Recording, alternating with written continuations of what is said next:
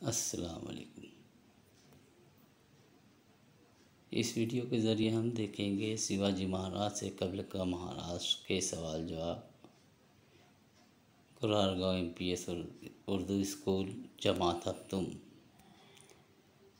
مشق میں پہلا سوال ہے، مندرجہ ذیل جدول کو مکمل کیجیے۔ جدول اس طرح ہے، دوسرے کالم میں گاؤں، تیسرے کالم میں قصبہ، چوتھے کالم میں پرگنہ۔ سوال کچھ یوں بنے گا، گاؤں یا موضع کسے کہتے ہیں؟ جواب رہے گا چھوٹے سے دیہات۔ گاؤں کا افسر کون تھا؟ مکھیا یا کلکرنی؟ مکھیا اور کلکرنی۔ گاؤں کی مثال، وائی قصبے میں چھوٹا گاؤں۔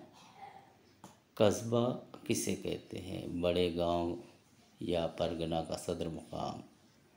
قصبے کا افسر سیٹے، مہاجن دار، منتظم۔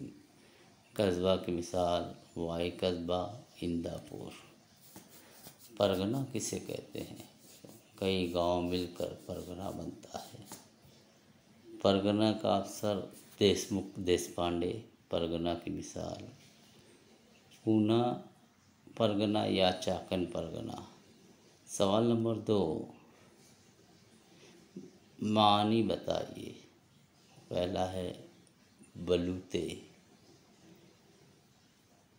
گاؤں کے کاریگر زراعت سے متعلق کسانوں کے لیے جو خدمت دیتے تھے، اس کے عوض کسانوں سے اناج کی شکل میں جو حصہ ملتا تھا اسے بلوتا کہتے ہیں۔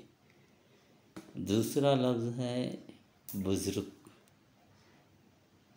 اصل گاؤں کو بزرگ کہتے ہیں، یعنی اگر ایک ہی نام کے 2 گاؤں ہوں گے تو جو پرانا گاؤں ہے اس کے نام کے ساتھ بزرگ لگاتے ہیں۔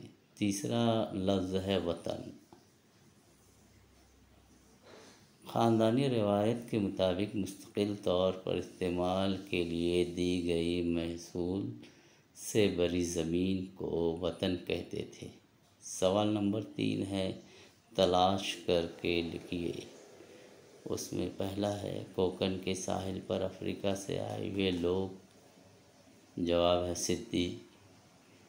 سوال نمبر 2 ہے، اس میں امرت انوبھو کے مصنف کون تھے؟ سنت گیانیشور۔ سنت تکارام کا گاؤں دیہو، بھارواڑ کی تخلیق کار۔ سنت ایکناتھ۔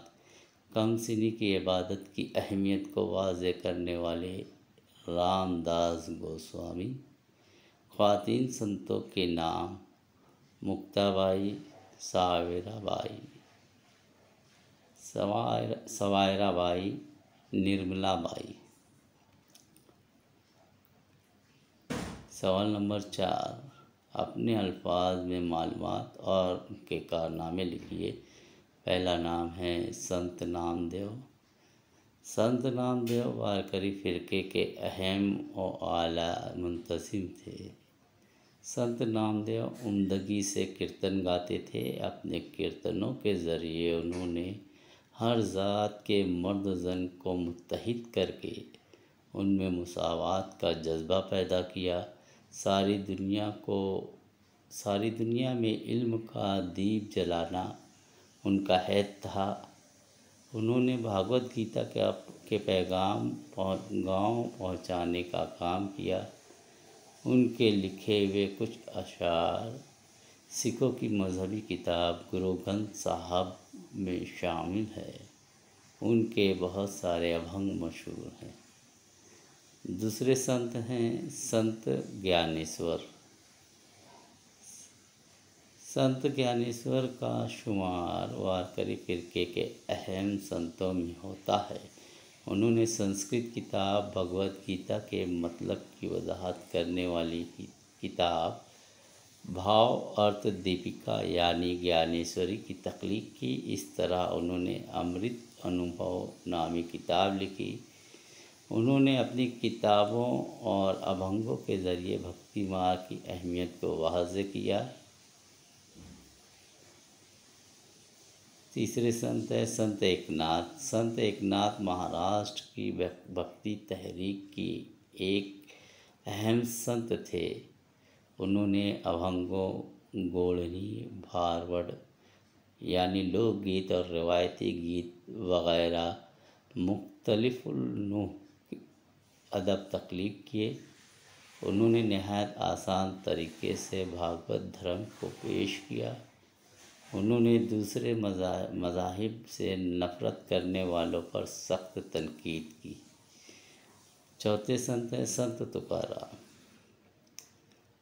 سنت تکارام پونا کے نزدیک دیہو کے رہنے والے تھے۔ ان کے ابھنگ شاندار خوشیوں سے پور اور آسان ہیں۔ سنت تکارام کی کتاب گاتھا مراٹھی زبان کا انمول ورثہ ہے۔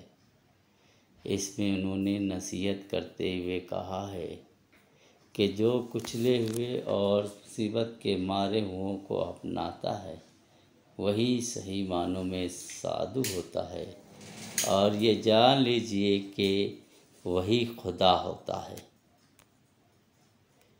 سوال نمبر 5، قحط کو لوگ ایک بڑی مصیبت کیوں مانتے ہیں؟